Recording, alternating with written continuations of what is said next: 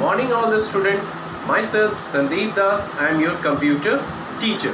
Today we will discuss our new chapter, chapter 10 about internet safety. आज हम लोग एक नया चैप्टर देखेंगे, ठीक है, जिसका टाइटल होगा इंटरनेट सेफ्टी. आज हम लोग डेली इंटरनेट पे यूजेस करते हैं, सर्फिंग करते हैं, ठीक है. क्या आपको पता है इंटरनेट पे ऐसी बहुत सारी सेफ्टी को भी देखनी पड़ती है. अगर हम लोग इंटरनेट यूज़ कर रहे हैं तो इंटरनेट सेफ्टी के बारे में भी जानना ज़रूरी है. ये हमारे लिए बहुत ही इम्पॉर्टेंट है कि इंटरनेट पे सेफ्टी हमें बहुत ही सिक्योर बनाती है. ओके, सो इसी टॉपिक पे आज हम लोग डिस्कस करेंगे. तो इंटरनेट सेफ्टी में कुछ ऐसे टॉपिक को आज कवर अप करेंगे. जो आपका टॉपिक होगा पहला, डेटा प्राइवेसी. डेटा प्राइवेसी कहने का मतलब कि आपका पर्सनल इंफॉर्मेशन, ठीक है, आप अगर अपना पर्सनल इंफॉर्मेशन आप अपने नेट पर, इंटरनेट पे यूज़ कर रहे हैं, रख रहे हैं सिक्योर तरीके से, तो उसकी पूरी सिक्योरिटी आपका जिम्मेदारी है कि आप उसको अच्छे तरीके से रख सकें. अगर आप अपने डेटा इंफॉर्मेशन को प्राइवेसी नहीं देते हैं तो वहाँ पे थ्रेट होने के चांसेस है.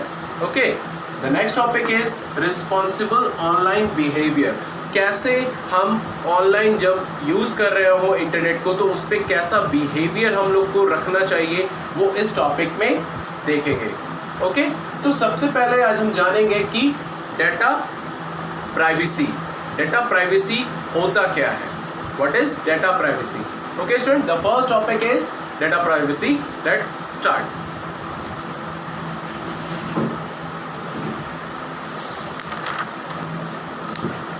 Data privacy is also known as information privacy.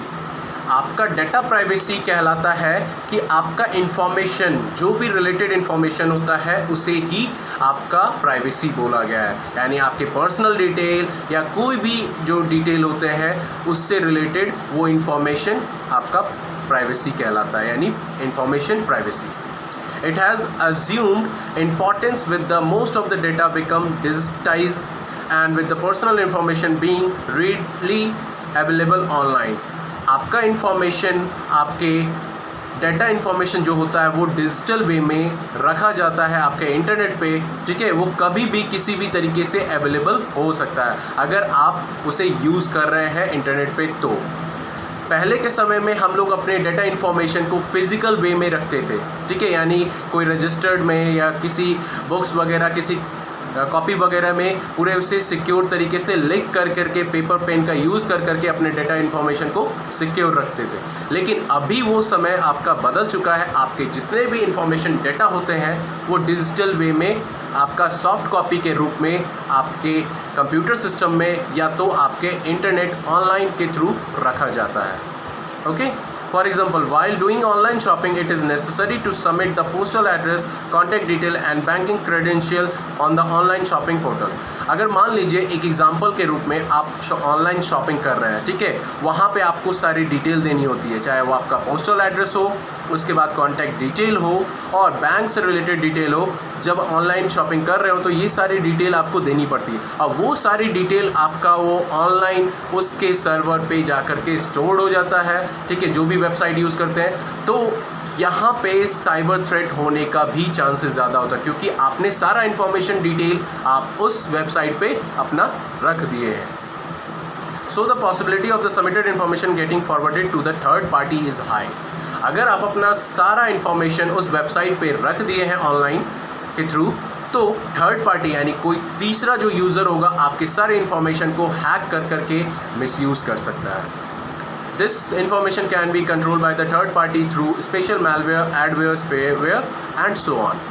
ये information easily get कर सकता है वो थर्ड पार्टी यानी थर्ड यूज़र, और आपका वो किसी भी तरीके से कोई भी अलग तरीके का वायरस या सॉफ्टवेयर के थ्रू वो एक्सेस कर करके आपके पर्सनल डिटेल को मिसयूज़ कर सकता है, ठीक है. With the advent of internet, surfing information on the subject just a click away for the user. यानी आप अगर इंटरनेट यूज़ कर रहे हैं डेली लाइफ में, सर्फिंग कर रहे हैं, तो आपका एक क्लिक आपके लिए हानिकारक हो सकता है, हार्मफुल हो सकता है. क्यों? क्योंकि इंटरनेट पे ऐसे सारे लिंक अटैचमेंट आते रहते हैं जो आपको पता नहीं रहता है कि उसके पीछे कौन सा वो प्रोग्राम सोर्स कोड रहता है, यानी ऐसे वायरस अटैक होते हैं उस प्रोग्राम के थ्रू, उस ईमेल अटैचमेंट के थ्रू, उस लिंक के थ्रू जो आपको पता नहीं होता है। The internet has greatly boosted our capability to collect, store, process information, but it has also made us vulnerable to infringement of data। यानी इंटरनेट एक ऐसा जगह है जहाँ पे हम अपने डेटा इन्फॉर्मेशन को वो रखने की कैपेसिटी होती है, यानी वहाँ से हम अपने डेटा इन्फॉर्मेशन को गैदर तो करते हैं बहुत सारे मात्रा में, बल्क मात्रा में, और वो स्टोर करता है, प्रोसेस करता है अपने हमारे इन्फॉर्मेशन को, जब हम लोग अपने पर्सनल इन्फॉर्मेशन या कोई भी इन्फॉर्मेशन डेटा को रखते हैं। तो illegally copying and disturbing data such as text, audio, video has become quite easy। ये इलीगली अगर हम अपने पर्सनल इन्फॉर्मेशन को अपने ऑनलाइन इंटरनेट पे रख रहे हैं तो वहाँ पे इलीगली हमारे इन्फॉर्मेशन को एक्सेस किया जा सकता है, चाहे वो कॉपी कर सकता है या हमारे डेटा से छेड़छाड़ कर सकता है, चाहे वो हमारा टेक्स्ट हो, ऑडियो हो, वीडियो हो, इस तरीके से वो हैक कर करके उसे मिसयूज़ किया जा सकता है। This practice of unauthorised copying and disturbing data is called piracy. इसी को बोलते हैं पायरेसी, मतलब हमारा जो डाटा अनऑथराइज एक्सेस कर करके कोई तीसरा यूज़र उसे यूज़ करता है, उस डाटा को डिस्टर्ब पहुंचाता है, ठीक है, उसे ही बोलते हैं पायरेसी कहने मतलब कि हमारे डाटा से इंफॉर्मेशन को ले करके, चुरा करके, उसे डुप्लिकेट बना करके यूज़ करना, उसे पायरेसी कहते हैं। Therefore, it recommended to cite the source while using any creative work of other। यही सोर्स अगर कोई यूज़ कर रहा हो अपने क्रिएटिव वर्क को लेकर के दूसरे के इंफॉर्मेशन को, ये बहुत ही गलत होता है। Online data can B easily accessed and compromised. Online data जो होता है बहुत ही आसान तरीके से आपका एक्सेस किया जा सकता है, ठीक है, ये ध्यान रखना है आपको। It is prone to cyber attack. अगर आपका ऑनलाइन डेटा इन्फॉर्मेशन कहीं से मिसयूज़ हो रहा है तो समझ जाइए कि आपका साइबर अटैक हुआ है। Malware and hacking pose biggest threat to online data.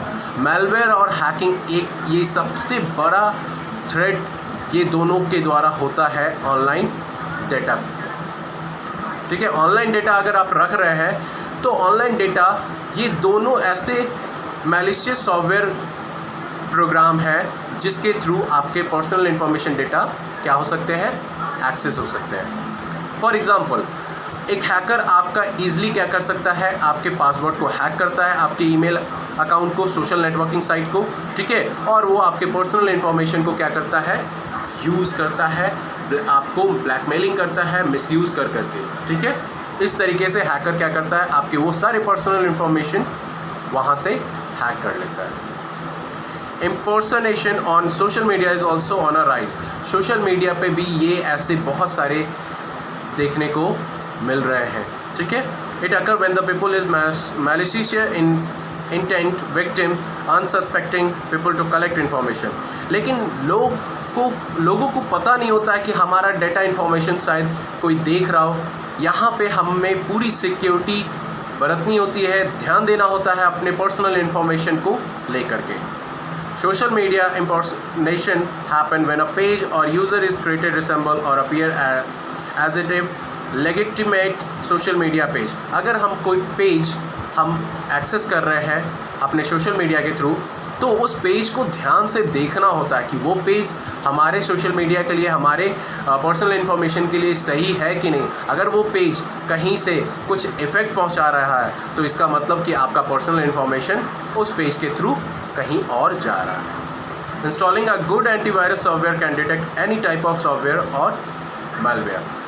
आप अगर अपने पर्सनल इन्फॉर्मेशन डेटा को सिक्योर रखना चाहते हैं तो आप एक अच्छा एंटीवायरस सॉफ्टवेयर को अपने सिस्टम में, अपने जब इंटरनेट यूज़ करते हैं, ऑनलाइन इंटरनेट सर्फिंग करते हैं, तो उसके लिए एक ऐसा एंटीवायरस सॉफ्टवेयर रखना होगा जिससे आपको पता चले कि कौन सा वायरस अटैक हुआ है, कौन सा मालवेयर अटैक हुआ है, वो तुरंत ईजिली आइडेंटिफाई कर दे और उसे रिजॉल्व कर दे। इस तरीके से आपका पर्सनल इन्फॉर्मेशन डेटा भी सिक्योर रहता है। Personal data is generally collected through website way personal usually free account. Personal data आसान तरीके से मिल सकता है। जब आप किसी वेबसाइट पे देखते होंगे कि फ्री अकाउंट्स बोलता है कि आप इस पे फ्री अकाउंट लॉगिन करें, इस पे क्रिएट करें, तो वहाँ से ईज़िली एक्सेस हो सकता है आपके पर्सनल इन्फॉर्मेशन को।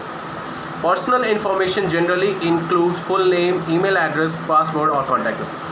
हम अपने पर्सनल इन्फॉर्मेशन में जब कोई भी हम फ्री अकाउंट में हम एक्सेस करते हैं, लॉगिन करते हैं, तो वहाँ पे इन सभी कॉलम को फिल करते हैं। अपना personal detail, email address, personal name हो गया, आपका पासवर्ड हो गया और कॉन्टैक्ट नंबर, ये सारे कॉलम को हम लोग फिल करते हैं। Therefore, it is recommended to carefully read the privacy notice. अगर हम कोई भी एक्सेस करते हैं साइट को, वेबसाइट को, तो उसे पूरी तरीके से रीड आउट करना होगा केयरफुली, तभी जा कर के उसे एक्सेस करें, नहीं तो फिर ये आपके पर्सनल इन्फॉर्मेशन को हार्म पहुंचा सकते हैं।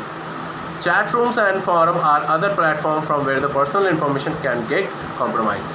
अगर कहीं भी कोई चैट रूम हो या कोई ऐसे फॉरम, कोई ऐसा जगह जहाँ पे एक ऐसा प्लेटफॉर्म दिया जाता है कि आप अपने पर्सनल इन्फॉर्मेशन, डेटा इन्फॉर्मेशन को रख रहे हो उस जगह पे, तो वहाँ पे आपको सिक्योर होना है, हाईली सिक्योर होना है, क्योंकि ऐसे जगह आपके पर्सनल इन्फॉर्मेशन को एक्सेस किया जा सकता है। The stolen data can be related to medical condition.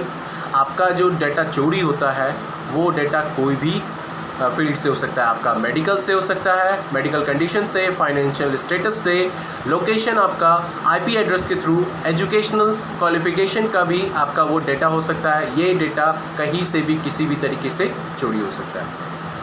Personal information theft, data hacking, security breach are term closely related to data privacy. Personal information theft, अगर आपका पर्सनल इन्फॉर्मेशन चोरी हुआ है, डेटा हैक हुआ है और सिक्योरिटी ब्रीच हुआ है, यानी सिक्योरिटी से छेड़छाड़ की गई है, तो इसे डेटा प्राइवेसी कहा गया है। ठीक है। In order to prevent any breach of data, अगर इससे बचने के लिए, ठीक है, कुछ ऐसे गाइडलाइंस बताए गए हैं आपको, ठीक है, कुछ ऐसे पॉइंट्स बताए गए, वो आपको देखना है। Do not submit your personal information unless you trust the receiver until the receiver of these details provide required product or service. आप जब तक सबमिट नहीं करेंगे अपने पर्सनल इन्फॉर्मेशन, जब तक वो रिसीवर के ऊपर आपको ट्रस्ट ना हो।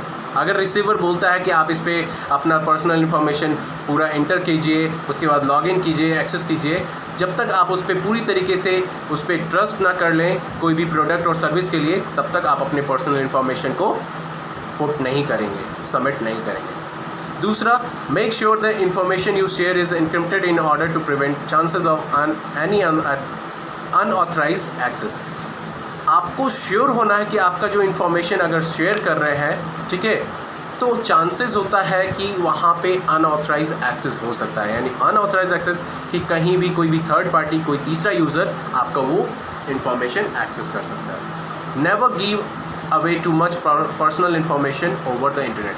अपना इंटरनेट पे कोई भी ज़्यादा इन्फॉर्मेशन नहीं दें, उससे आपकी ही सिक्योरिटी होगी। Avoid using public computer for sharing sensitive information, never leave any information on the desk. अगर पब्लिक कंप्यूटर यूज़ कर रहे हैं तो आप वहाँ पे अपने सेंसिटिव इन्फॉर्मेशन को भी लीक करने की चांसेस होते हैं। तो वहाँ पे जब आप पब्लिक कंप्यूटर यूज़ कर रहे हैं तो वहाँ कोई ऐसे इन्फॉर्मेशन को ना छोड़े, वहाँ से सब कुछ उसे हटा दे, तो जा कर के आपकी सिक्योरिटी बढ़ती है। और जब आप इंटरनेट पे कोई भी साइट यूज़ कर रहे हैं तो आपका पासवर्ड होना चाहिए स्ट्रॉन्ग, ठीक है, कि कोई ईजिली एक्सेस ना कर सके। Immediately report if you feel the data is being breached. अगर आपका डाटा कहीं से लीक हो रहा है, उसे छेड़छाड़ की जा रही है, तो तुरंत उसे रिपोर्ट कीजिए। ठीक है। Next topic is responsible online behaviour. कैसे हमें रिस्पॉन्स करना है जब हम ऑनलाइन रहते हैं तो, ठीक है। Internet has become an integral part of our life. Internet हमारे आज के डेज़ में बहुत ही बड़ा पार्ट हो गया है, ठीक है। हम इंटरनेट के बिना आजकल नहीं रह पाएंगे। क्यों? क्योंकि हम सर्टेन इन्फॉर्मेशन डेटा को एक्सेस करते हैं, रिट्रीव करते हैं with the help of internet. However, too much reliance on it can prove harass. अगर ज़्यादा हम उस पर डिपेंड रहते हैं तो ये हमारे लिए मुसीबत बन जाता है, ठीक है। We often ignore the responsibility that come with the use of internet. हमें ऐसी रिस्पॉन्सिबिलिटी को इग्नोर नहीं करना चाहिए जब हम लोग इंटरनेट को यूज़ कर रहे हों। It is imperative to observe responsible online behaviour while using the internet. ऐसे ऑनलाइन बिहेवियर हमको दिखाना है जब हम इंटरनेट को यूज़ करते हैं, एक्सेस करते हैं। हेयर आर सम डूज और डोंट। ऐसे कुछ यहाँ पे डूज और डोंट यानी कुछ ऐसे करना है और कुछ ऐसा नहीं करना है, कुछ ऐसी बातें बोला गया है। ठीक है, पहला वॉच व्हाट यू शेयर। पहला कहा गया है कि आप देखें कि आप क्या शेयर कर रहे हैं। ठीक है, एक्ट रिस्पॉन्सिबली एंड रिस्पेक्टफुली, एकदम सिंसियर तरीके से और पूरा रिस्पेक्ट तरीके से आप देखें कि आप क्या शेयर कर रहे हैं इंटरनेट पे। Communicate appropriately, be it in the form of text, video, audio. अगर आप एकदम कम्युनिकेट कर रहे हैं इंटरनेट पे टेक्स्ट फॉर्म में, ऑडियो वीडियो में, तो ध्यानपूर्वक करें। Never share anything that too personal. कभी भी पर्सनल आप शेयर नहीं करेंगे। Is likely to hurt anyone sentiment and might humiliate anyone. इससे आपको हर्ट होगा और दूसरों को भी हर्ट पहुंच सकता है। नो साइबर स्टॉकिंग और bullying. Never use the internet to threat, stalk, bullying anyone. कभी भी इंटरनेट पे जब यूज़ करते हैं तो वहाँ पे चांसेस ज़्यादा होते हैं कि आपका थ्रेट पहुँचना। ठीक है, इट इज़ पनिशेबल ऑफेंस। वहाँ पे ये पनिशमेंट हम लोग को मिल जाती है जब हम ज़्यादा एक्सेस करते हैं इंटरनेट को। Whenever you encounter any such problem, immediately talk about your elders or report to the police. अगर कुछ ऐसी बातें होती है, कुछ ऐसी प्रॉब्लम होती है तो आप अपने बड़ों से बात करें और या तो पुलिस में रिपोर्ट करें। तीसरा है be respectful while participating any kind of online debate। Online debate यानी कोई भी ऑनलाइन कुछ आप यूज़ कर रहे हैं तो आपको डिसेंट लैंग्वेज यूज़ करना होगा। It is advisable to respectfully put forth of your point as the entire world could be privacy to the conversation। यानी अगर आप कम्युनिकेट करते हैं इंटरनेट के थ्रू, कम्युनिकेशन कर रहे हैं, तो आपको ध्यान रखना है आप अपनी बातों को किस तरीके से प्रेजेंट कर रहे हैं ऑनलाइन। ठीक है, if you feel the discussion is turning ugly then politely withdraw from it.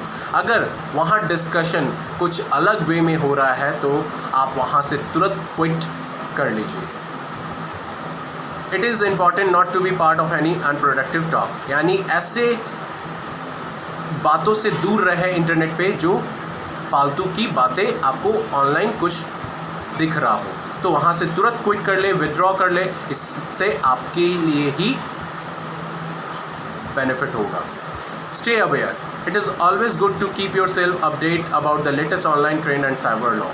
आप साइबर लॉ और ट्रेंड के बारे में हर एक जानकारी को रखनी होती है अपने पास, तो जा कर के आपको सिक्योरिटी प्रोवाइड होती है। ये सारी बातें अगर आप जानते हैं इंटरनेट के बारे में, उसके साइबर लॉ के बारे में, ट्रेंड के बारे में, तो आपको सावधानी बरतने में और भी ईजी होती है। Last, provide authentic information. It is unethical to provide fake postal address and contact number on an online shopping portal। आप अगर फेक पोर्टल एड्रेस देते हैं, कॉन्टैक्ट नंबर देते हैं ऑनलाइन शॉपिंग के द्वारा, तो आपको आपके लिए बहुत ही ये होता है,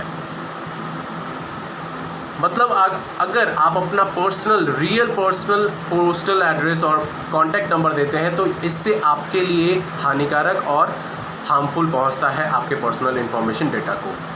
it is not only cause harassment of the seller and deliver personal but also create a bad impression about you which could eventually prove harmful. अगर आप वहाँ पे, अगर कोई शॉपिंग साइट है, अगर आप वहाँ पे अपने पर्सनल डिटेल दे रहे हैं तो कभी कभी वो बेनिफिट होता है कि चलो हम अपना पर्सनल डिटेल दे रहे हैं, तो वो बेनिफिट होता है सेलर के लिए, डिलीवरी पर्सनल के लिए, कि वो सही एड्रेस पे पहुंचा। लेकिन कभी कभी आप अपना फेक एड्रेस या फेक नंबर देते हैं तो उससे बैड इंप्रेशन सामने वाले को दिखता है कि आपने इंटरनेट पे fake address, fake personal information आपने पुट किया है। ठीक है, इसीलिए ऑथेंटिक इन्फॉर्मेशन दीजिए जो एक राइट टू एक्ट के तहत आपको काम आए। ठीक है, तो ये तो था स्टूडेंट आज का topic. Next topic is in the next video. Thank you.